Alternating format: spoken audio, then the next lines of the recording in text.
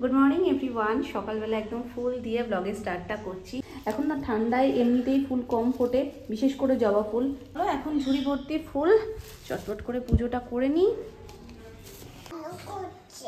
গপু দাদা কান্নু করছে, জুতোটা খুলে আসো। এইভাবে না, নাও বলতে হয় মামা, বলতে হয় নাও গপু দাদা। তুমি ওই পাপড়িটা দিচ্ছ কেন, ফুলটা দাও। ওই হাত দিয়ে দাও, ডান হাত দিয়ে দাও। হ্যাঁ দাও। দেবো সত্যি সত্যি? এবার চাইবে না তো? দেখালো দিয়ে দিলাম, তারপর বললে আমায় দাও ফুলটা।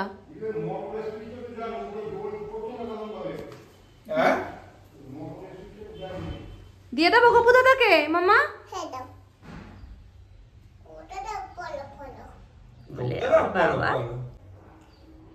বলে বাচ্চা এইভাবে দিতে হয় গপু দাদাকে? দাও এইখানটাতে দি, গপু দাদার সামনে। তোমাকে কোলে নেবো কেন মাম্মা?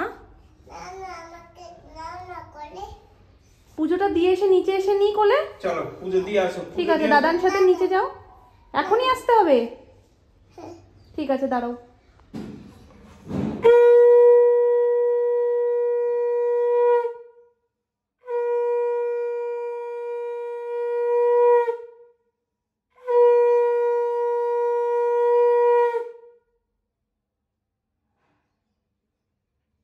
সময় আছে না? ভালো থেকো, ভালো রেখো, সবাইকে ভালো রেখো। উম্মা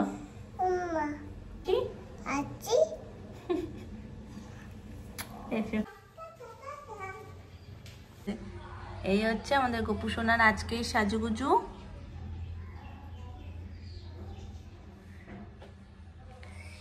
এই দেখো সিংহাসন সাজানোর পর কিরকম লাগছে।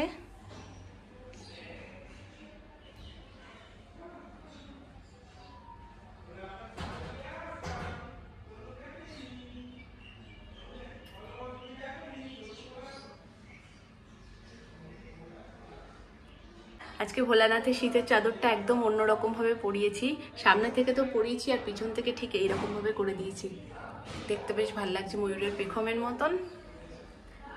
তো চলো, পুজো হয়ে গেছে, এবার সবটা গুছিয়ে নিচে যাব। রাত্রিবেলা এত আলসেমি লাগছিল, ব্রেসলেটটা খাটের উপর বসেই খুলেছি, তারপর আর শাখা পলাটা পরা হয়নি। আর সকালবেলা উঠে তো সোনাইয়ের পিছনে দৌড়চ্ছিলাম, ভুলেই গেছি। তো এই পুজো টুজো দিয়ে আসলাম, করে নিই। অনেকদিন বাদে এই সোয়েটারটা নামালাম। আজকে হয়েছে টমেটো দিয়ে ডাল, কাঁচা পাকা দুটোই রয়েছে। আর এখানে হচ্ছে তরকারি। তরকারিটা যদিও রাতের জন্য, যার কারণে একদম সবাই লাস্টে মামুনি বসিয়েছে, সবাই খেতে বসে পড়েছে। আর এই মাছের ঝোল, আর এটা হচ্ছে শুরুর লাল শাক ভাজা। তো কাকুদেরকে চা দিয়ে আসি, পাশাপাশি একটু দেখেও আসি। দাঁড়ো, দরজাটাকে খুলে নি। অনেকে দেখে ভাবতে পারো লিকার চা কেন, কারণ অনেক আগে যখন আমাদের এই বাড়ির কাজ হচ্ছিল, তখন একদিন দেখেছিলাম একটা কমেন্ট এসে যে লিকার চা কেন দিয়েছো। আসলে কাকুরা লিকার চাটাই পছন্দ করে, তাও আবার আদা দিয়ে, সেই জন্যই কিন্তু লিকার চা। এমন নয় যে ওনাদের দুধ চা দেওয়া হয় না। যে কাকুরা আবার দুধ চা খায় তাদের জন্য এরকমও করা হয়। অনেকে যারা কন্টিনিউ আমাদের ভিডিও দেখো তারা তো জানোই যে মানে ভাগে ভাগেও করা হয় দুধ চা, কারোর আদা দিয়ে চা, কারোর এমনি চা, আর মিষ্টি কম বেশিরও ভাগ থাকে। তো যাই হোক, যে যেটা পছন্দ করে। পুরীর সর্বনাশ, আমি ঢুকে যাই। চলো, আমরা ঘুরে আসতে আসতে কাকুদের অনেক কাজ হয়ে গেছে।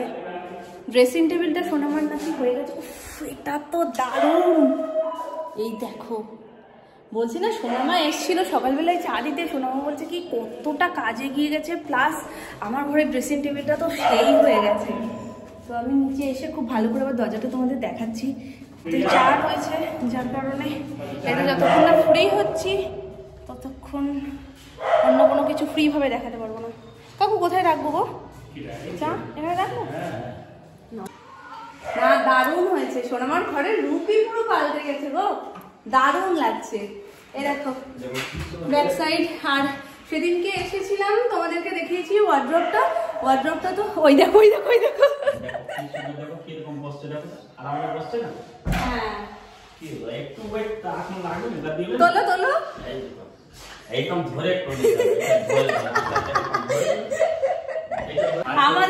আমাদের খাটটারও কোনো অসুবিধা নেই, এতদিন হয়ে গেছে কাকুরি করা, আমাদের ঘরে ড্রেসিং টেবিল খাট সমস্ত কাকুরি করা, সেম এরকম প্রসেসেই করা, শুধু ওটাতে হাইড্রোলিকটা নেই আর এই খাটে হাইড্রোলিকটা রয়েছে।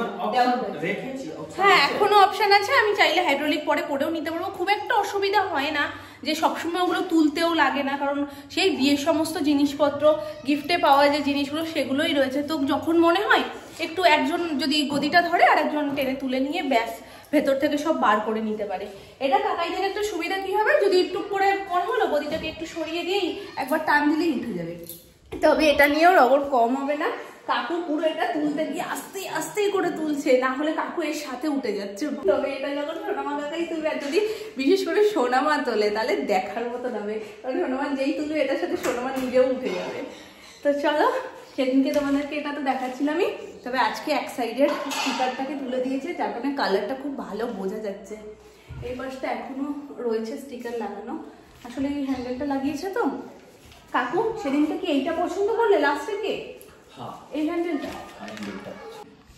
আর কালারটা এর সাথে যাচ্ছেও, যেহেতু ব্যাক সাইডটা একটু ডার্ক, এটা একটু লাইট অফ হোয়াইট কালার রয়েছে না, অফ হোয়াইটও না অ্যাশ অ্যাশ টাইপের লাগছে, সামনে থেকে অ্যাশ লাগছে কিন্তু ক্যামেরাতে অফ হোয়াইট লাগছে। না ভালো হয়েছে, থাক দেওয়া থাক, যদিও রং হয়ে গেছে এখন আর রং পড়ার চিন্তা নেই, তবুও নতুন জিনিসটা নতুনের মতনই থাকবে, সমস্ত কাজ টাজ ধুলো টুলো আর ইয়ে হবে না।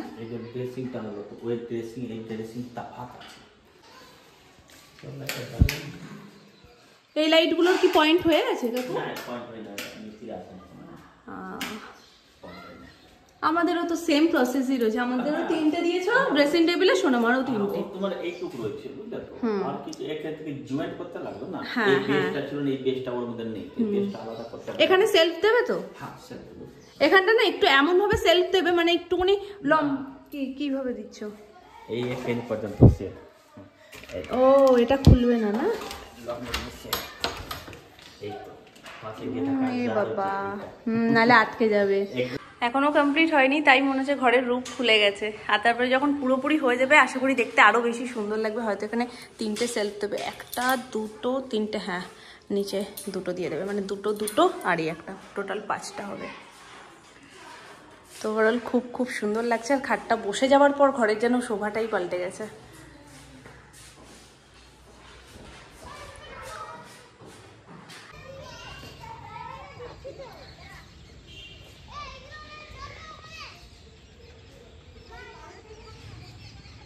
একটা নতুন ধরনের পেয়ারা টেস্ট করলাম, বাবা বাজার থেকে নিয়ে এসেছিল, মানে অদ্ভুত রকমের টেস্ট, নর্মাল পেয়ারার মতন তো নাই।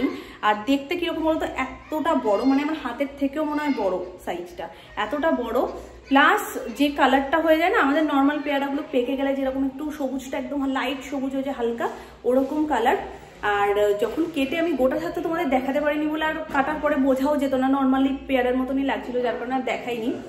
ভেতরটা দানাটার ওপরটা দেখবি একটুখানি মানে একটা গোল হয়তো দানাটা থাকে, তার ওপরটায় একদম জেলি জেলির মতন, আর নিচটা নর্মাল পেয়ারার মতন, কিন্তু নর্মাল পেয়ারা থেকে খেতে অনেকটা সুন্দর আর সেই রকম কচকচে, খুব সুন্দর ছিল। কিন্তু কোথাকার সেটা জানি না, এখানে হয়ও না মনে হয়, কিন্তু যেখানেই হয় সেই টেস্ট। আবার আনলে তোমাদের সাথে আমি শেয়ার করবো।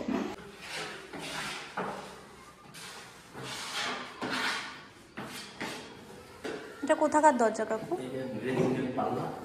ও আচ্ছা,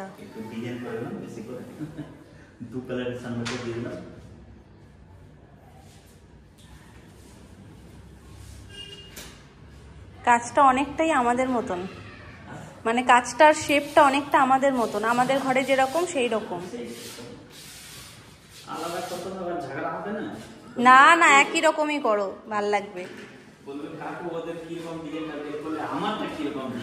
এসেছো, এই তো আছো। আমার ঘরেরটা কপি পেস্ট হচ্ছে, হ্যাঁ আমার ঘরেরটা কপি পেস্ট করে দিয়েছো আয়নায় নিজেদের ঘরে। কাকুর সাথে আমার কথা হয়ে গেছে, ঝগড়া করেছি এক চোট। কেন করলো কাকু? ঝগড়া করে নিয়েছি, বাকিটা তুমি বোঝো।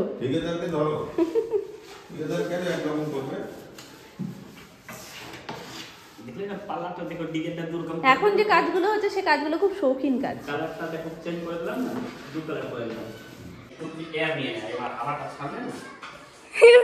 সুমন বাড়ি গিয়ে বলছে শর্মা কাকু খাটের সাথে উঠে যাচ্ছে।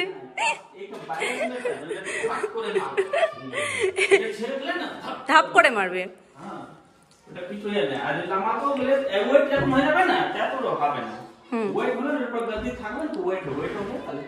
নামাও নামাও একটু নামাও।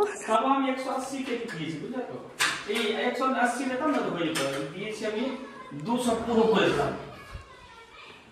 হ্যাঁ সুদ 200 কেজি করে দিলাম না। ডুমুর খেলা যাবে, ডুমুর খেলা উঠবো কাকু? তাহলে খাটে কিসের জন্য বললাম, যতই লোক উঠতে পারো গ্যারান্টি আছে, কিচ্ছু হবে না। কেটে দিয়ে না সবজি বানাবে। তাহলে কাকাই এই ঘরের খাটে এসেই নাচবো, বুঝলে? অপেক্ষায় থাকো, এই ঘরের খাটে এসেই নাচবো। এই ব্যালেন্সটা যা দিয়েছি চিন্তা নেই, ব্যালেন্স করা। চলো তোমাদেরকে ওপরের দরজাটাও দেখিয়ে দিই। এর জন্য আবার প্রিন্ট আউট বের করে তারপরে কাজের যে আর কি দরজাটা কাটিং করবে তাকে দেওয়া হয়েছে, তারপর এই ডিজাইনটা তুলেছে।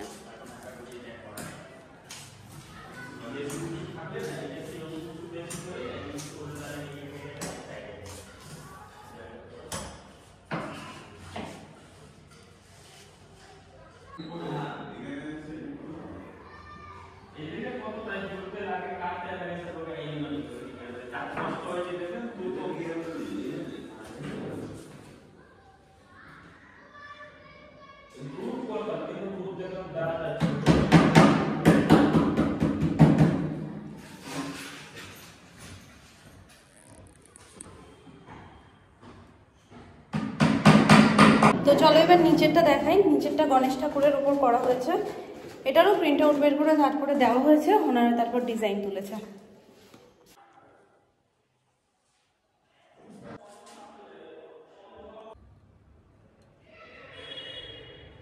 নিচের দরজাটার কাজ বেশি তুলনামূলক, উপরেরটাও কাজ আছে, খাটনির কাজ, কারণ একটা মেয়ের মুখ ঠিকঠাক আনা। নিচের দরজাটাও খুব সুন্দরভাবে করেছে, নিখুঁত কাজ। চলো পুরো ডিজাইনটা তোমাদের সাথে শেয়ার করছি। নিচে আছে এরকম হাতির মুখ আর একটা মাঝখানে ঘট।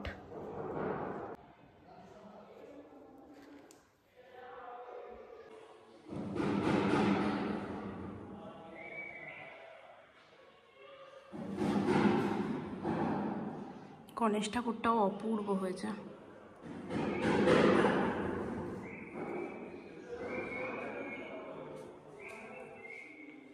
কেমন লাগছে দেখতে অবশ্যই কমেন্ট করে জানিও। আমাদের তো দুর্দান্ত লেগেছে, অ্যাজ ইট ইজ যেমন ছিল তেমনই এনেছে, হাতের কাজ নিখুঁত। কাজ শুরু হয়েছিল রান্নাঘর থেকে, রান্নাঘরটা আগে কমপ্লিট হয়, যার কারণে এখানে রেখে এখন সব ওপরের কাজ হচ্ছে, যার কারণে এখানটা ভর্তি। তো এটা কি দোতলাতে উঠেছ? আচ্ছা ভদ্র আছে, ঠিক আছে। আমি তো নামটা বলিনি তোমাকে, থাকতে তুমি। ঠিক আছে চলো টাটা, আমার কাজ আছে। এই যে এইটা হলো সিঙ্গেল পিস যেটা বেঁচেছে, এটা দিয়ে আমি একটা দুর্দান্ত জিনিস বানাবো। এখনও বলা যাচ্ছে না সেটা কতটা দুর্দান্ত হবে, বানানোর পরই বলতে পারবো। কিন্তু মাথায় যেরকম আইডিয়া কাজ করছে তাতে সেরকম হওয়ার কথা। এখন দেখা যাক শর্মা কাকু কতটা আমাকে হেল্প করতে পারে।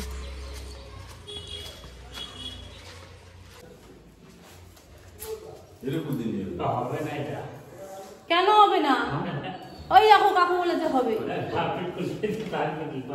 হবে না সাইজটা দেখাবে তাহলে হবে কেন না? না যেরকম সাইজ হবে, ম্যাক্সিমাম যেরকম সাইজ। তোমার জানা লাগবে কিসে? শর্মা কাকুর একটা জিনিস আমার এত ভালো লাগে, শর্মা কাকু কোনো কিছুতে কোনোদিন না বলে না। হ্যাঁ সব কিছু হবে, এটাও হবে। হবে কেন না? আমি সব অপশনও রাখি, এটা কেন আমি পরে দিলে আর এটা হলো না, অপশন দেখে দিলাম। একদিন পর আজকে আবার কেক বানালাম, সেটাও আবার অ্যানির গরজে। অ্যানিকে সন্ধ্যাবেলায় টিফিনে দেবো, সেই জন্য এগলেস কেক। আসলে সোনুর জন্মদিনের দিন এগলেস কেক তো আনা হয়েছে, কিন্তু আমরা মানে বড় কেকটা আমরা খেয়েছি, কিন্তু অ্যানির জন্য তার বড় কেকটা খাওয়া হয়নি, ওর যেহেতু এগলেসটা পাইনি। তাই ভাবলাম ঠিক আছে আজকে একটু টিফিনে কেকই করে দিই। তো অনেকেই জিজ্ঞেস করছিল এগলেস কেক কেন, ও ডিম কেন খায় না, ওর ডিমে অ্যালার্জি। শুরুর দিকে যখন ও একটু ছোট ছিল ডিম দিয়েছি তখন ওর রিয়াকশন হয়েছিল, যেটা বাইরে থেকে হয়তো কিছু বোঝা যায় না, মানে বাইরে অনেকের অ্যালার্জিতে গোটা গোটা বেরোয়, কিন্তু সেগুলো না, ওর ভেতর থেকে হয় এবং প্রচণ্ড বমি করে আর অসুস্থ হয়ে যায়। যাই লাস্ট যে কবে কেক বানিয়েছি সেটাই আমার মনে নেই, অনেক দিন হয়ে গেছে বাড়িতে কেক বানানো হয় না। যখনই বানাতে নিই না তখনই আমার সেই প্রথমের মতন ফিলিংসটা কাজ করে যে কেমন হবে, শক্ত হয়ে যাবে না। তো কেকটার এত সুন্দর টেস্ট হয়েছে, ফার্স্ট লট একটা নামিয়েছিলাম সেটা শেষ, চাকতেই শেষ হয়ে গেছে।